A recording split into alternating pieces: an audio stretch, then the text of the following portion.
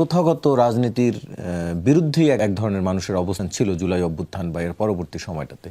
সেখানে মানুষের অনেক স্বপ্ন ছিল, আশা ছিল, যেটি সৌরভ ভাই বলছিলেন, সেই আশা ধরে রাখতে পারেনি। সেটি কি অন্যতম একটি কারণ যে এনসিপি ক্ষমতার স্বাদ নিতে চেয়েছিল শুরুতেই, বা এনসিপি সংশ্লিষ্ট যারা আমরা দেখেছি দুজন ছাত্র উপদেষ্টা হচ্ছে, সেটি অন্যতম একটি কারণ হিসেবে বলছেন অনেক। প্রথম কথা হচ্ছে যে রাজনীতির প্রথম এবং প্রধান জায়গাটা হচ্ছে ক্ষমতা। ক্ষমতাবান হচ্ছে যেভাবে আপনি ক্ষমতাকে কিভাবে ডিফাইন করেন তার উপরে ডিপেন্ড করে। এটা ক্ষমতা মানে হচ্ছে এরকম হতে পারে যে ক্ষমতায় গিয়ে ভোগবিলাস করা, আর ক্ষমতা এরকম যে ক্ষমতাকে দায়িত্ব হিসেবে নিয়ে মানুষের ভাগ্যের পরিবর্তনের জন্য কাজ করা। দুইভাবে ডিফাইন। প্রবলেম হচ্ছে যে এখানে হচ্ছে যে ফকিন্নির পোলা যাতে উঠলে সবারই সমস্যা, শব্দ মানে যেদিকে যায় সেদিকেই সমস্যা। এনসিপির ক্ষেত্রে এই ব্যাপার। ধরেন নেপালের প্রথমে খবর আসলো যে নেপালের ছাত্ররা রাজনীতি, তাতে আমাদের এখানে খুবই উৎসাহ দেখা গেল যে নেপালে ওরা রাজনীতিতে যাচ্ছে না, পড়াশোনায় ফিরে গেছে, তোমরা কেন রাজনীতি করো, ওরা ভালো তোমরা। আবার এখন যখন নেপালে ছাত্রদের দল কিংবা ছাত্রদের সমর্থিত দল রাষ্ট্র ক্ষমতায় গেছে, তখন ওরা পারলো তোমরা কেন পারলো। ব্যাপারটা হচ্ছে মানে ব্যাপারটা বুঝছেন না, এই যে ধরেন তথ্যগত মানে কি বলে যে ন্যারেটিভ নির্মাণ করার যে জায়গাটা, সবই মিডিয়ার মাধ্যমে আসতেছে। ন্যারেটিভ নির্মাণ করার যে জায়গাটা, এই জায়গাটা খুব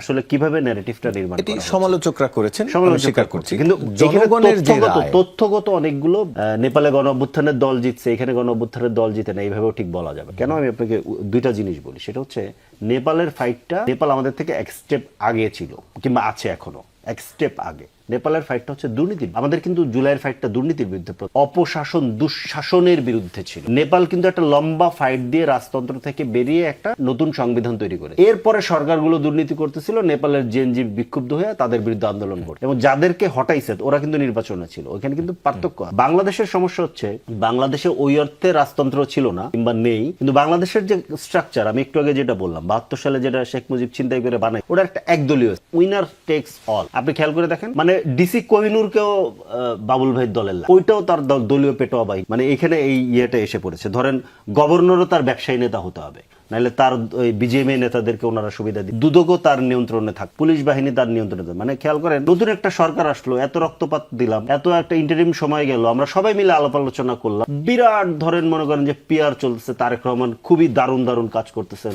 সিগন্যাল ছাড়া গাড়ি নিয়ে চলতেছেন, আজকে ফ্যামিলি কার্ড দিলেন, দারুণ দারুণ গিমি। বাট পুরনো পথে নতুন সরকার। আপনি খেয়াল করেন গভর্নর, ওই যে ডিসি কোহিনুর, আপনার মানে ডিসি কোহিনুর কি, ডিসি কোহিনুর তো একটা কন্টিনিউশন। ডিসি কোহিনুরের পরে হারুনার বিপ্লব, নতুন হয়েছিল মাসুদ। এখন মাসুদ আসলে রিস্কে পড়ে যাবে যে কোহিনুর কি তার পুরনো জায়গা নিবে, কি মাসুদ কন্টিনিউ করতে। এই যে পুলিশকে পেটোয়া বাহিনী তৈরি করা এবং এক একটা রোল মডেল তৈরি করা পুলিশের মধ্যে, এটা পুরনো। এখন প্রধানমন্ত্রী একা একা ধরে হেঁটেও যদি অফিসে, কাঠামো তো পুরো, নতুন সরকার যদি পুরনো পথে হাঁটে তাহলে কাঠামো তো পুরনো। এই কাঠামোগত পরিবর্তনের জায়গাটা ওইটা হচ্ছে বাংলাদেশ প্রাইম জায়গা। ওইখান থেকে নেপাল কিন্তু অলরেডি উত্তরণ করে। বাংলাদেশের কাঠামোগত জায়গার ভেতরে এখনো এক ধরনের রাজতন্ত্র। না হলে এটা নিয়ে কেন এত ভিউ হয়, কিংবা এটা কেন আমাদের বাবুল ভাইদের নেতারা এত বেশি ধরেন এটা আনে যে প্রধানমন্ত্রী রাস্তায় চলছে। প্রধানমন্ত্রী রাস্তাতেই চলার কথা, উনি তো উড়ে উড়ে চলবেন না, ওনার তো রাস্তাতেই চলার কথা। এটা কিন্তু কেন বেশি আনছে, কারণ প্রধানমন্ত্রী একটা রাজার মতো ব্যাপার, উনি রাস্তায় চলছে, তোমরা এটা দেখছো না, এটা একটা ডিফারেন্ট কালচার। তো বিষয়টা তা না।